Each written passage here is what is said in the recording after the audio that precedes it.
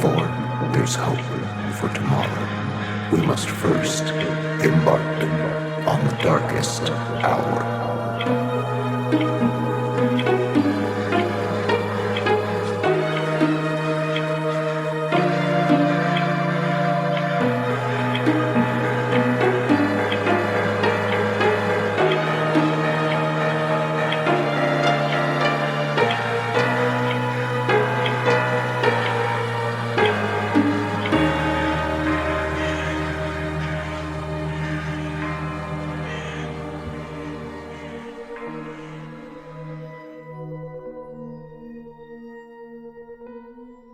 Hello, everyone, and welcome to The Darkest Hour.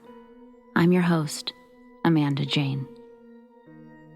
Do you ever find yourself in a state where you just aren't sure if you're dreaming or if you're awake? Sometimes it's easy to tell. You look around and notice that wherever you are isn't really your house. It's just playing your house in this dream. So, you shake yourself awake, or maybe you let the dream play out. But in the morning, you recall the dream, the weird space that looked nothing like the room that you're in now. And you laugh, because isn't it weird how your brain can do that? How dreams can invoke real or what feels like real feelings and emotions. And then now, in an awake state, your brain tells you how silly all of that seemed. But what happens when you don't shake yourself awake? Or what happens when you can't dismiss your experience as a dream? Because now, in your awake state, you can still see all the signs. Signs that you weren't dreaming.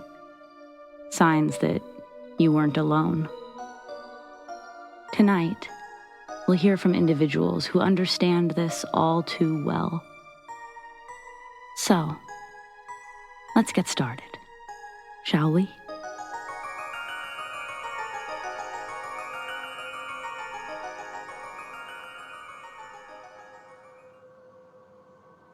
When I was younger, my mom thought that I might have sleep paralysis. I would complain about nightmares of shadows dancing around me in my room at night. I would tell my mom that I was screaming for her and she never came to save me. She always felt really awful that she couldn't hear me. She started to let me sleep in her room because it got so bad. That's when she noticed that I wasn't physically waking up or making noises. So the answer was night terrors or sleep paralysis. Even the suggestion that I was just scared to sleep alone like a lot of kids, afraid of the dark. There wasn't much of a cure, but my mom needed me to sleep in my own room. She'd gotten nightlights and hallway nightlights, but the dark wasn't exactly what I was afraid of. It was everything that seemed to come with the darkness. This is when I really start to recall strange events, when I was back in my old room for the nights. One of my nightlights was a moving one. It had pictures on the inside of seashells and seahorses. Those would reflect onto the wall, creating a sort of projection. I would watch it until I fell asleep, and most of the time that worked. But on occasion, I would have my eyes closed and feel like someone was looking over me. And when I'd open them so slightly, there was no one. But the things being projected weren't the usual seahorses and seashells. Instead, it looked like melting sad faces. And the light was a dark orange instead of the light purple that it had always been. I'd close my eyes and just try to forget the melting faces, but eventually, I just stopped using that light altogether. Then the lady, always an old woman, and always at the foot of my bed. She was either short, really short, or was kneeling down in some way. But she watched me Her eyes were foggy white. Her skin was almost green, and it had small cracks. They seemed to create shadows of their own all across her face. She didn't do anything but watch, and I couldn't do anything but lay there. Eventually, morning would always come, and I wouldn't have to worry about it, not until night. For who knows how long I tried to ignore her. But that was impossible. So I thought that I would fall asleep in the living room, and that actually seemed to help.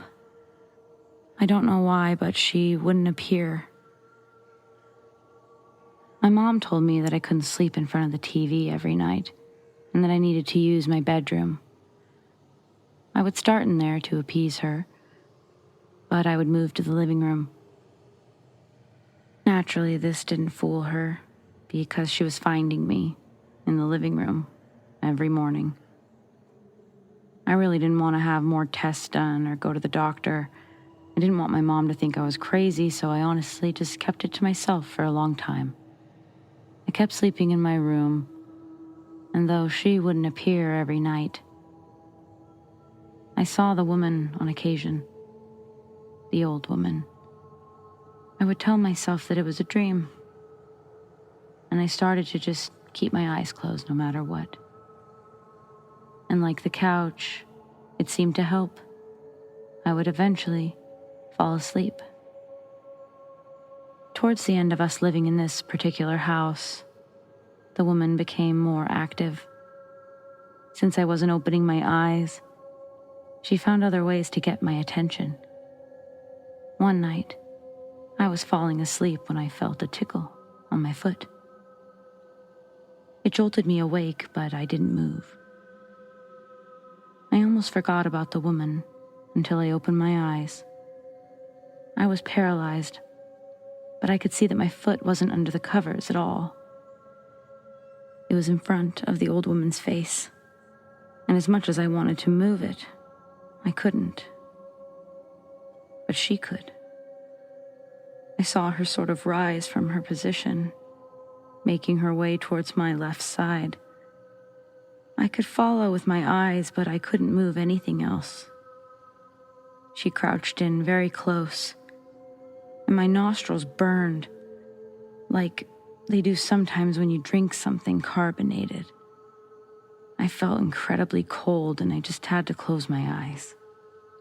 She said nothing, but I felt her move away from my face. I opened my eyes to see her back at the end of my bed. Now, she was grabbing my foot in one hand, and something was in her other hand. Maybe it was her fingers themselves, but she held up something very sharp. And in an instant, she swiped it across the bottom of my foot, and I could feel real pain. I didn't make a sound, but I felt cold tears run down my cheek. I could also feel coldness coming from the bottom of my foot.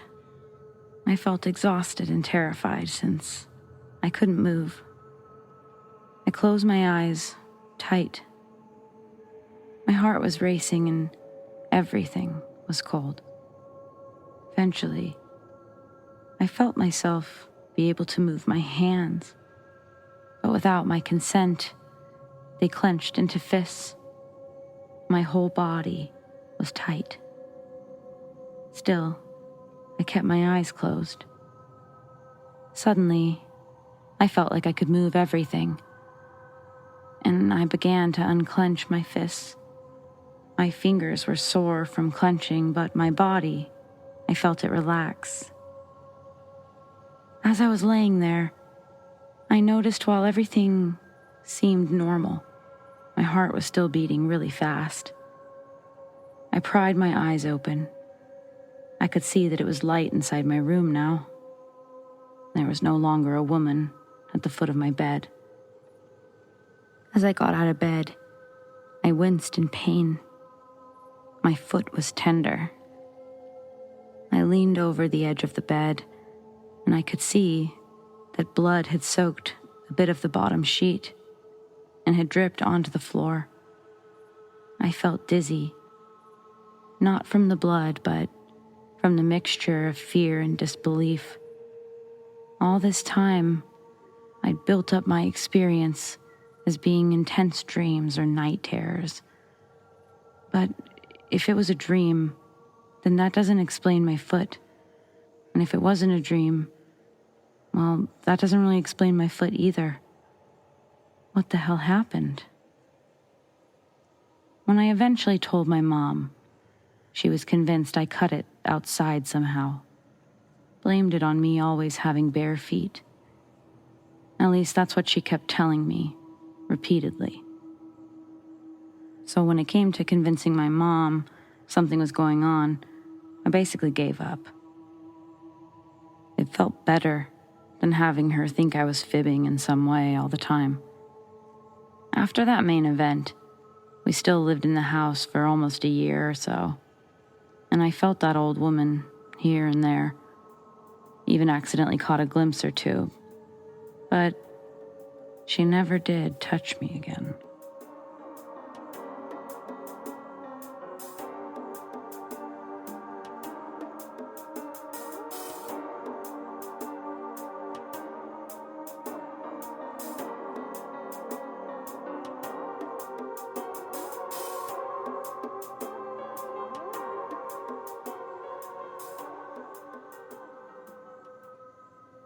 This happened this past weekend.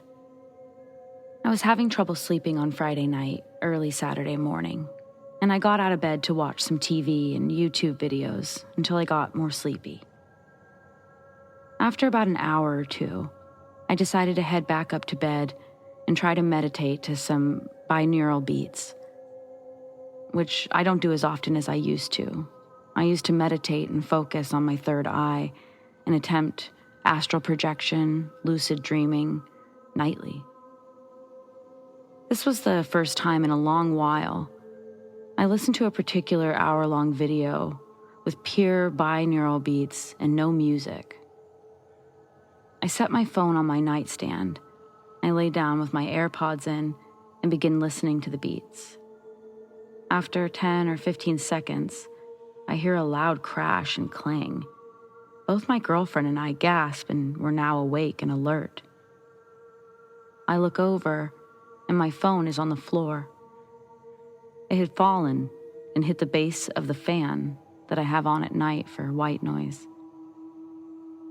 I apologize to my girlfriend and I pick up my phone.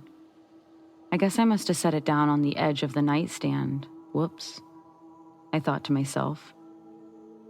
So, I shine my screen's light on the nightstand, and I place it down squarely, with 1 inch of wood nightstand, on all sides of my phone. Okay, back to meditating. I close my eyes, begin relaxing, and start playing the binaural beats again. Another 30 seconds later, I am snapped alert by another crashing sound. A chill shot up my body and panic set in. I open my eyes and on the floor is my phone, again. The first occurrence could be explained away as clumsiness and setting it down too far on the edge. The second time, however, I thoroughly placed my phone down in a secure spot, far away from the edges of the nightstand. There's no way that it could have fallen off my nightstand that second time. Needless to say, I was spooked, and I still have no idea how or why my phone flew off my nightstand twice.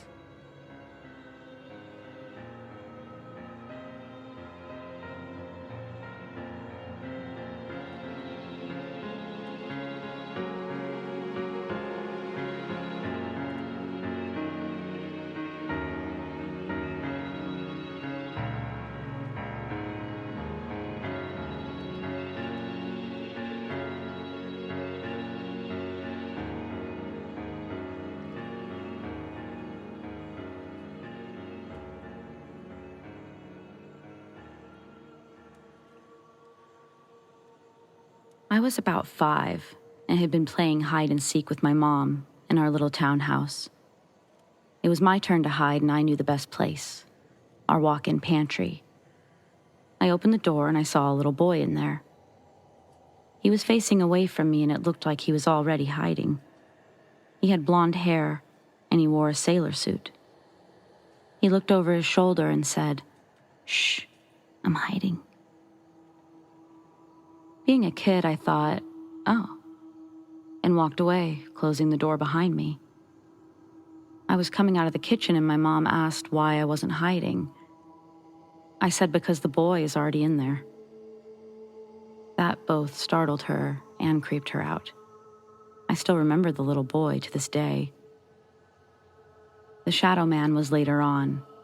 This happened between the ages 13 and 17. I moved into our unfinished basement. We'd moved since seeing the ghost in the cupboard. And I noticed at night a dark figure of a man would stand at the bottom of the stairs with his hands on the banister, watching me. Sometimes he'd walk up the stairs. When it first started happening, I would bravely run to the stairs and see who was there. It was just Mom and I living in our home, and she would be in bed. I set traps, blocking the stairs, put baby powder on the steps, etc. But it yielded nothing. You could hear the footsteps as the figure walked up the stairs, but that was it. He would come down and stand there too, sometimes. I had a few sleepovers, but my friends were creeped out by the shadow man that would watch us. I had gotten used to him and never really seemed to be bothered by him. He seemed more interested in just viewing people. I never saw him on our main floor, nor the upper one, just our basement, and only at the bottom or walking the stairs, almost as if he was an echo. Now for the stuff at my friend's house. I'd been staying with them for a while, and finally brought up the strange things I'd had happen. I didn't want my friend to think that I was crazy. So we'd had the talk about the sounds of walking up and down the staircase, and the sounds of people in the hallways when he was in his room reading, etc. We both sort of wrote it off as strangeness. But then I bring up the voices in the room and the vision of this guy.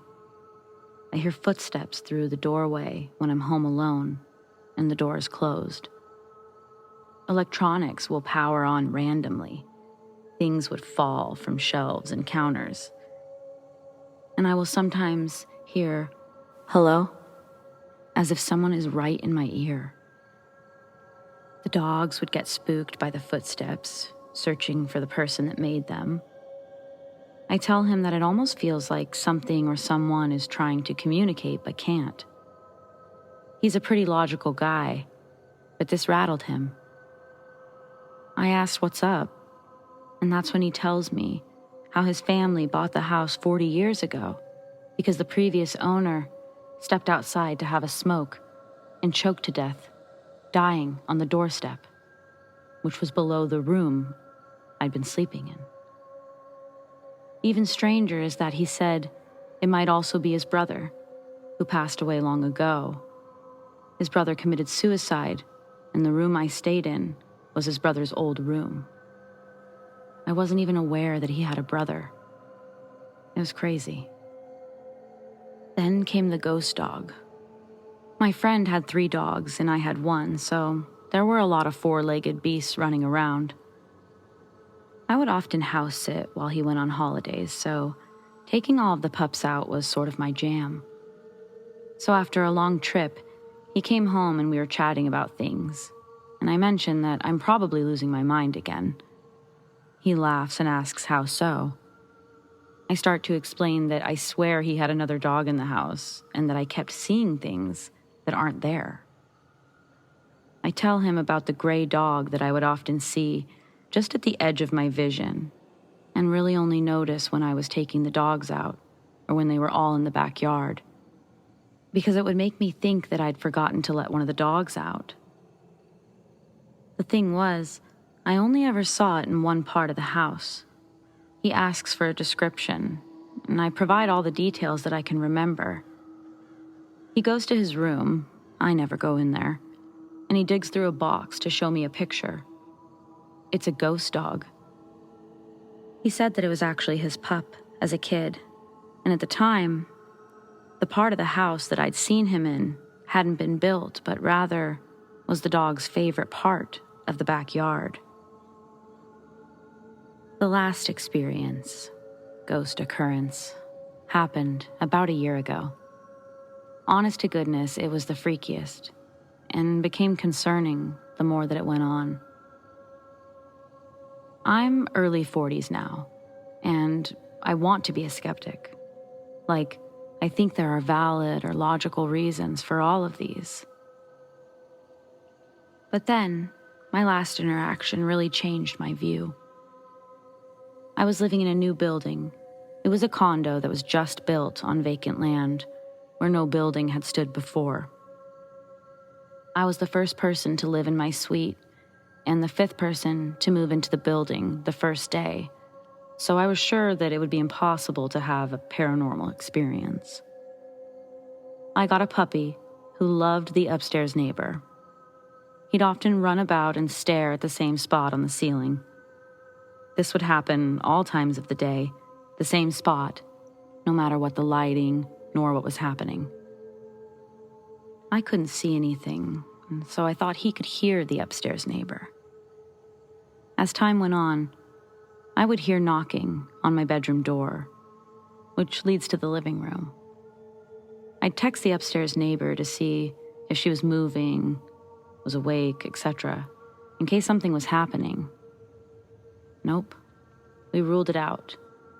Things escalated, and I could hear movement in my living room, so intensely that I would jump from bed and whip the door open to see what's happening. I installed a Google Nest camera, and nope, nothing was moving.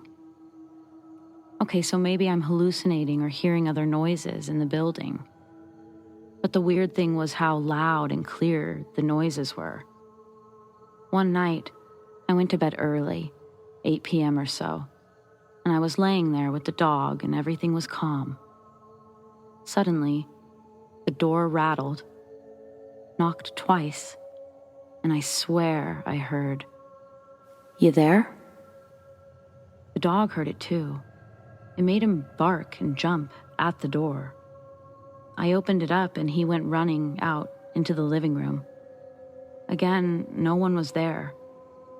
The downstairs neighbors had moved out a few months back, so no one was down there. The neighbor wasn't home, and the next day, when we reviewed the security cameras for the hallways, there was no movement around my place or outside. Lights turned on and off sometimes, and I thought maybe it's the wiring. But I had electricians take a look, and they said it all seemed fine. Then things wouldn't be where I left them, in my apartment. Still, I sort of wrote it off as me losing my mind. Then I noticed the master bathroom. It had weird energy, and it got dark, despite having a nightlight in there. My dog would sit and stare at the darkness, sometimes being agitated and barking at it, before leaping towards it. And even still, I felt like I was doing my own head in. I started talking about moving, and the noises got really bad. The thumping on the bedroom door, loud, and the doorknob would rattle, loud. Again, no one there.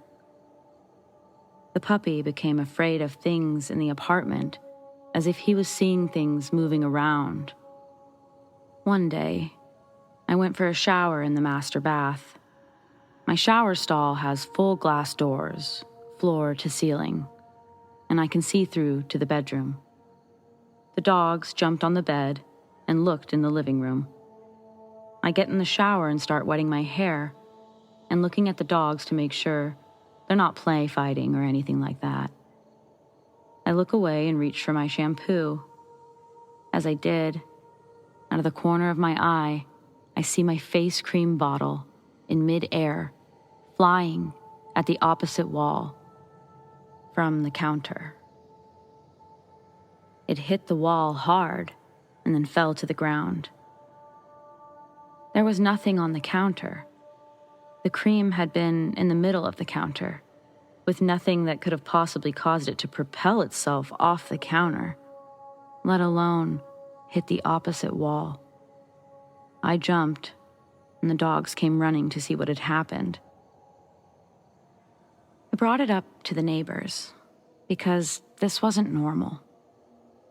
And they started to talk about the weird activities that they'd experienced in their apartment in our building. We'd had 2 people die in the 2 years that I was there, and that was pretty terrifying. And I'm just glad that we don't live there anymore. Basically, I've just experienced a whole bunch of weirdness.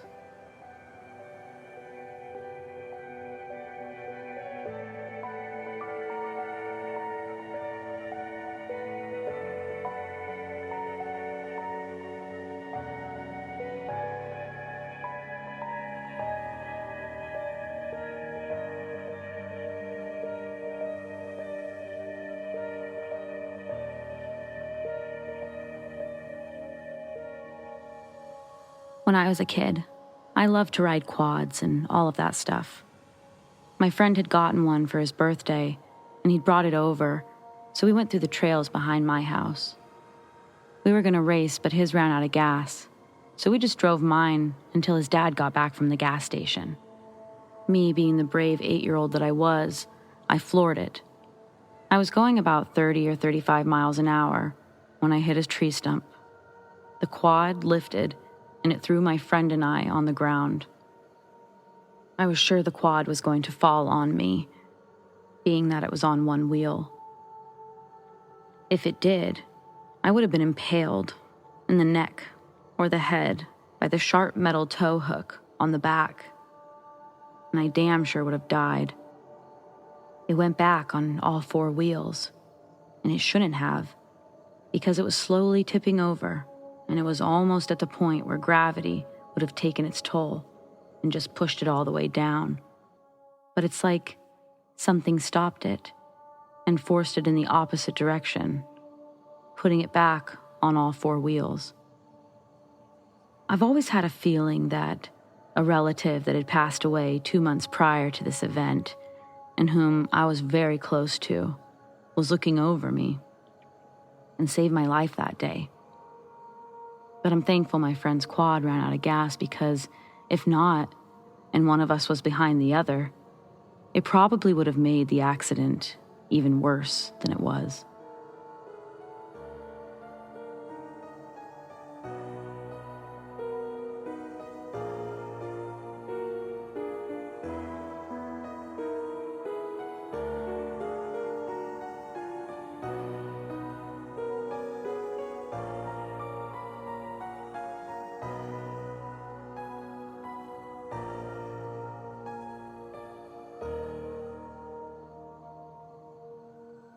This happened when I was around 10 years old, and a couple of years ago, I had a real-life, full-circle moment.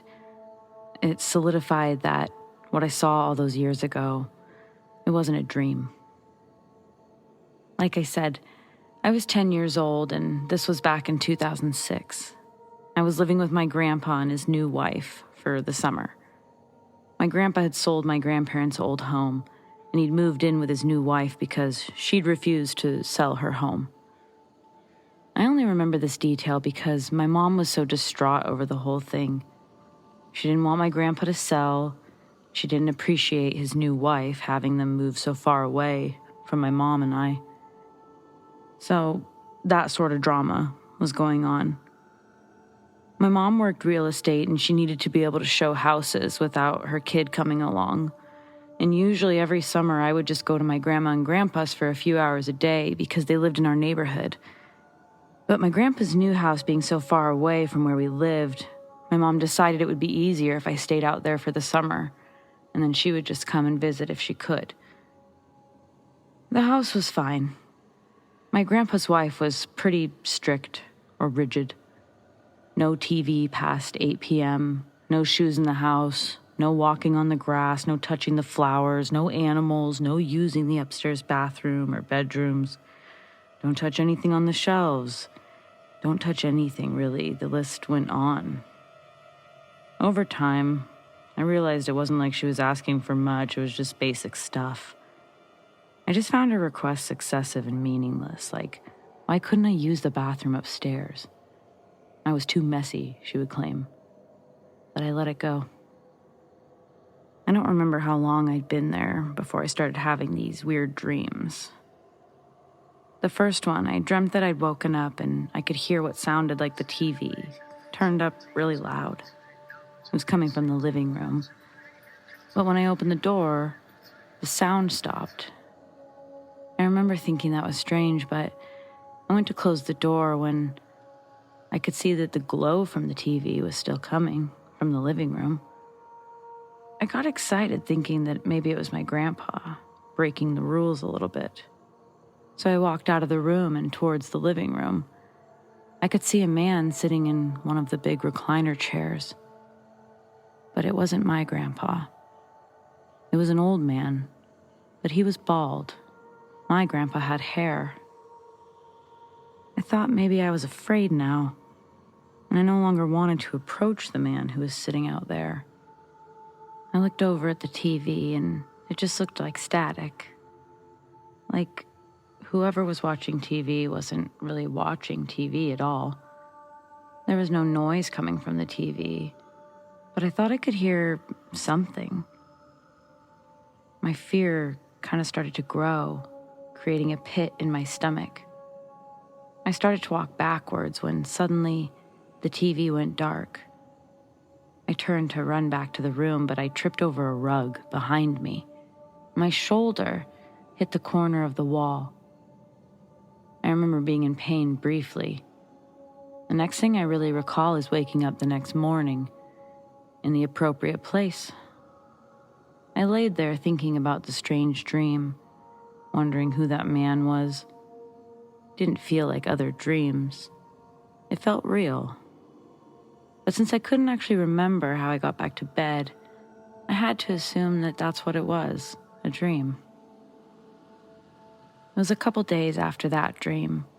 My grandpa and his wife took me swimming, and I got into my swimsuit, was completely ready to swim, but I was stopped by my grandpa's wife, asking me what happened to your shoulder.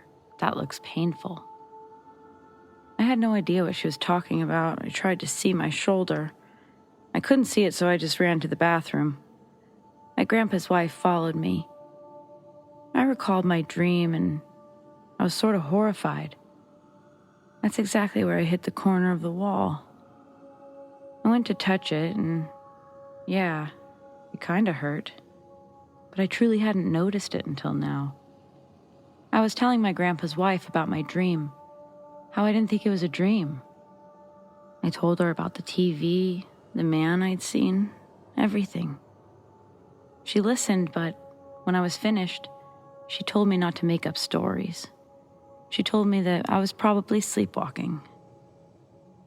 Back then, I wasn't even sure I thought that was a real thing. But it happened many more times. The sound of the TV and the glow.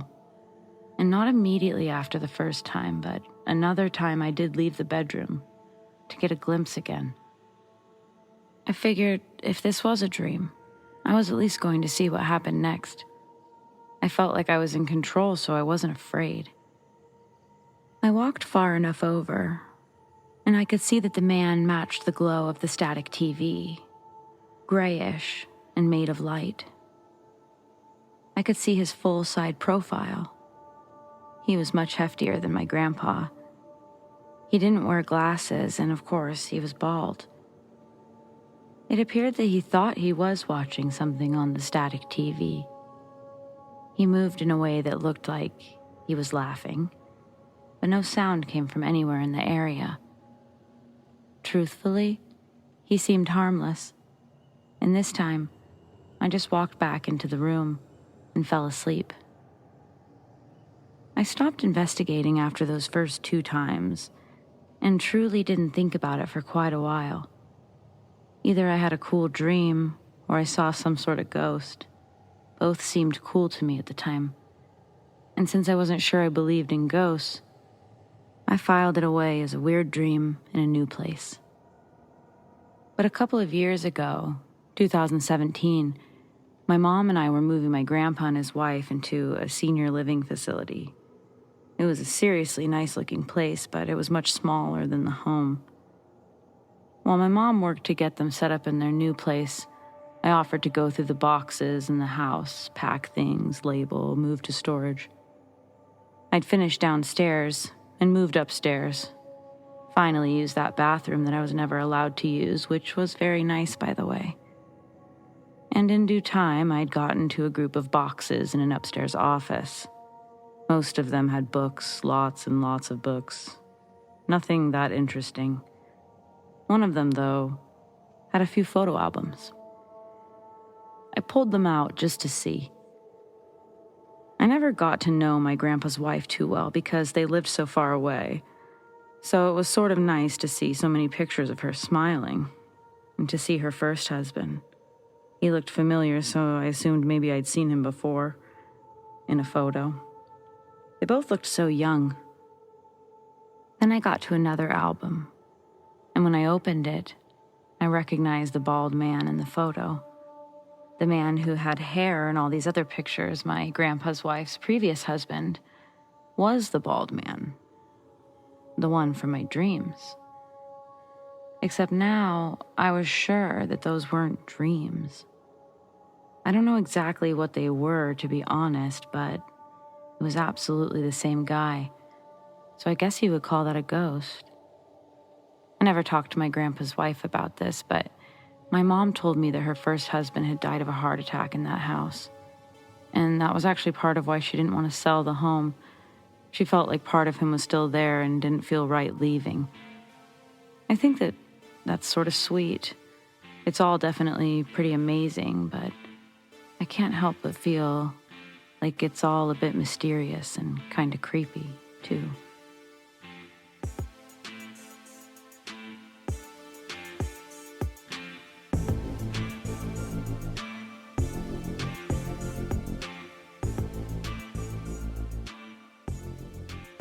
Well, everyone, that's the end of tonight's episode. Thanks for joining, and be sure to subscribe to our YouTube and join me every Friday night for a new episode of The Darkest Hour. Do you have stories like these? I'd love to share them. Send them to me, amandadarkesthour@gmail.com, or check out our subreddit, The Darkest Hour YT. Stay spooky.